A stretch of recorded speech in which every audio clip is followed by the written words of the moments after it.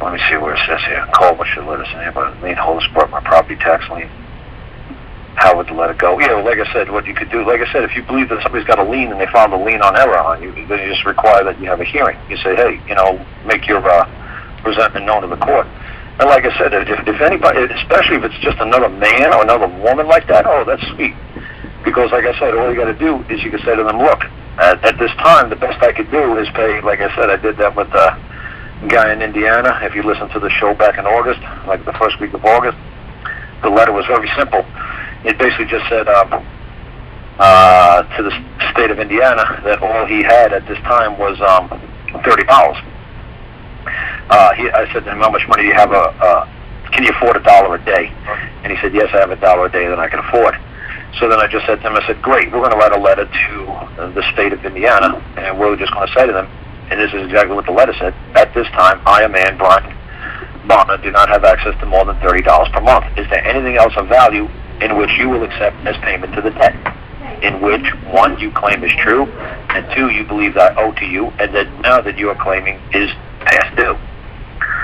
So there you go. So right there, he says, the best I could do is $30 a month. And he owed tens of thousands, whatever it was, in back child support. And he was looking at 4.5 years in jail. He was going to be sentenced. So by throwing that letter into the court, he just says, look, I do not have access to more than $30 per month. That's all. That's all I got. Is there anything else of value in which you will accept this payment to a debt? So, see, he was acting honorably. So they had to accept it.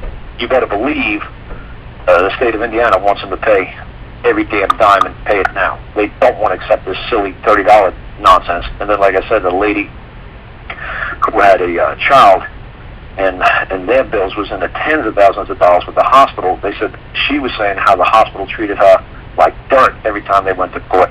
But when they presented a letter just like this, saying that most that she had at her disposal at the end of every month was $5. That's all she had was $5.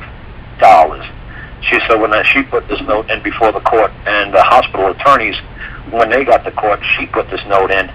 But the $5 thing, and she said the attorneys for the hospital treated her nice, the judge treated her nice. She said prior to that note, they said they always treated me like dirt. So, and that's what I'm trying to say. If anybody's making a claim that you owe them a debt, you tell them, honestly, this is all I can afford to pay you every month. All I can pay you is 30 cents. That's all I can pay you. You know what? Do you guys just want the problem to go away? There you go. They say, look, the best I can do is $1 a month. The best I can do is $5 a month. The best I can do is $30 a month.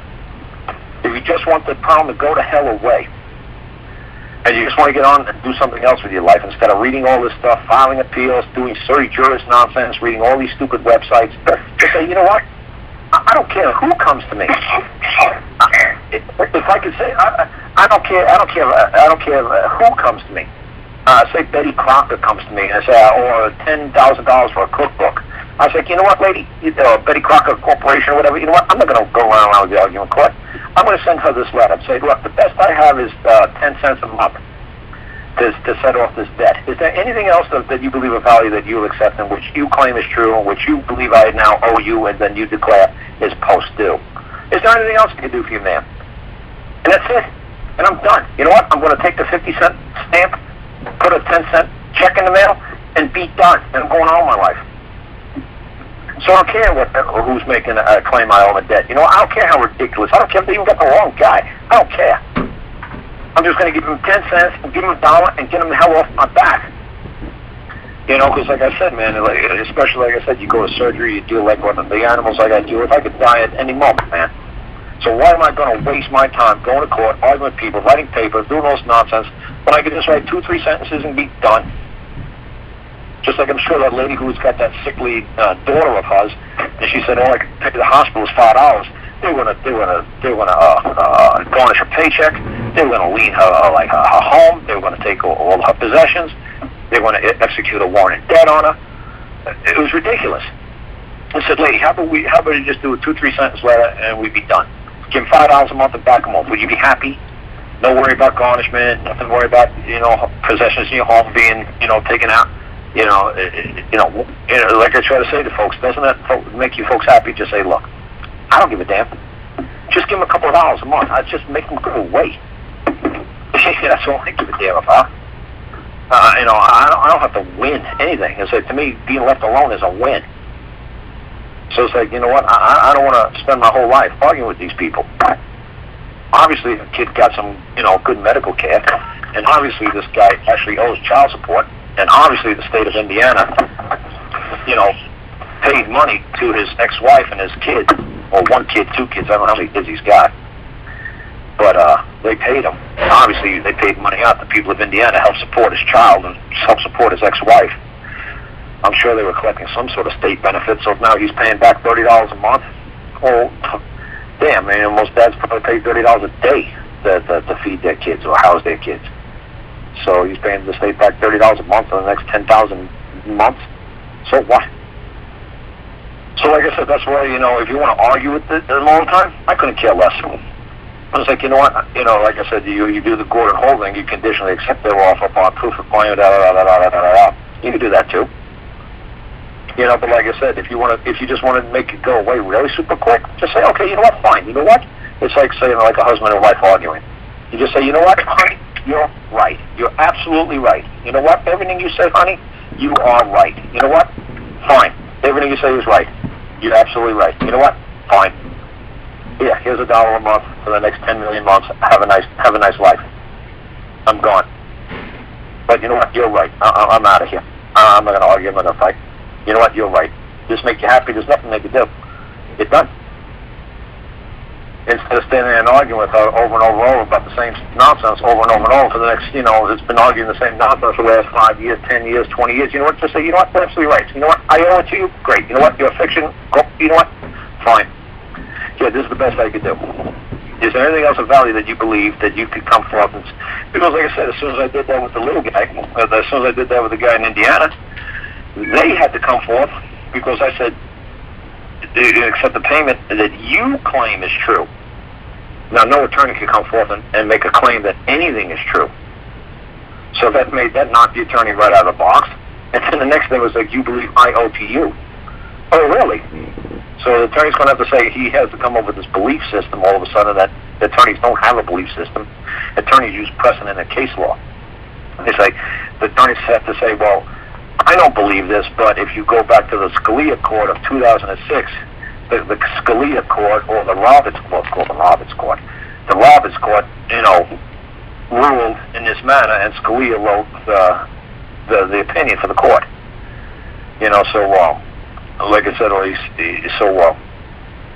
attorneys have to use what, like, somebody superior to them believes, or what somebody above them in their society established as the position of the Supreme Court. So when we establish our positions, we're supposed to be the representative of God. So when we utter something, it's supposed to be like God uttered something. So our belief outranks the lawyers, because they have to base it upon an opinion of a court. So they can maintain their position. We have a belief. They maintain positions because they're governed, and that's what govern means. To govern something means to maintain a position. To govern something, like a governor on a carburetor or a governor on a boat, it steers it. So they have to maintain a position, and the Supreme Court and the Roberts Court, maintains this position that you can't do this or you can't do that. It's like, well, that's just lovely that's the position that the Supreme Court of the United States ruled, but that's also saying the Supreme Court of Mexico, or the Supreme Court of Paraguay, or the Supreme Court of Canada. Who cares? It's the Supreme Court of the United States government. It's the Supreme Court that makes a ruling between the President and the Congress. The Supreme Court is not supposed to make a ruling between me and Bob, because that's not within their jurisdiction. I'm not under the Supreme Court's control. I'm not under the rule of the Supreme Court. I'm a man. Bob's a man. If Bob's got a problem with me, we take it to a trial by jury. We go before 12 other, men and 12 other, other members of our society, We don't go to the Supreme Court. And like I say to folks all the time, even if you do go to the Supreme Court and you take all that stuff and you win, yay, you always see what the Supreme Court says. Now that we ruled in this guy's behalf, it goes back to the court of the original jurisdiction, like a federal district court, and then the issue gets brought up in federal district court, and now the federal district court has got a good opinion on how he should rule this time. So when it goes back, the ruling comes back from the Supreme Court of Alabama. That's why John Wilkinson told me that. He said, you know what, you can get a ruling from the Supreme Court of Alabama. It could take you up to 12 years to get a ruling. And what's going to happen is going to go back to the court of original jurisdiction, family court. And the family court judge could tell you, oh, that's a lovely opinion that you got from the Alabama Supreme Court. But you know what? You could tell the Supreme Court to go F off.